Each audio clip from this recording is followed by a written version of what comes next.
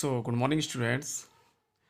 We have going teach you class 7 subject SST. Chapter 1 New Kings and Kingdoms नए राजा और राज्य। Students, हमने last video में राष्ट्रकूट के बारे में पढ़ाया था। आज हम राजपूत के बारे में पढ़ाएंगे। तो सबसे पहले हम पढ़ाएंगे चाहमानस और चौहानस।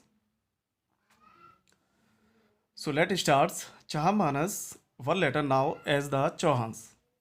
चाहमानस को बाद में चौहानस के रूप में जाना जाता था। This dynasty was founded by Gubkot in 11th century AD. इस राजवंश की स्थापना 11वीं शताब्दी में गुबकोट द्वारा की गई थी। Chauhans ruled over the regions around Delhi and Ajmer. Chauhan ने दिल्ली और अजमेर के आसपास के क्षेत्रों पर शासन किया था। That is Delhi and Ajmer were the two major city under the control of the चाहमानस।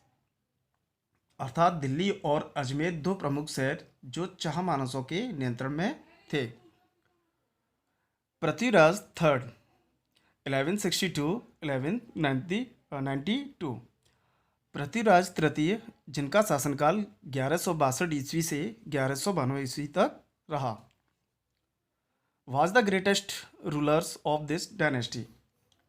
इस वंश का सबसे महान शासक था कौन? पृथ्वीराज तृतीय। He ascended the throne of Ajmer at the age of 14 and made many conquests. उन्होंने 14 वर्ष की आयु में अजमेर के सिंहासन पर चढ़ाई की और कई विजय प्राप्त की। His conquests many small state of Rajasthan and Bundelkhand. उसने राजवंश और बुंदेलखंड के कई छोटे राज्यों पर विजय प्राप्त की। His achievements and exploits have been described by his court poets Chandbardai in his famous book Prithviraj Raso.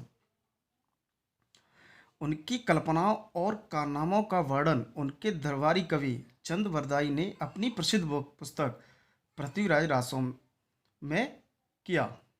जो उनकी कल्पनाएं थीं, जो चौहान वंश की, और जो कारनामे थे, जो कारनामों का वर्णन उनके एक दरबारी कवि थे चंद्रवरदाई, जिन्होंने अपनी पुस्तक पृथ्वीराज रासो में चौहान वंश के कारनामों का वर्णन किया था।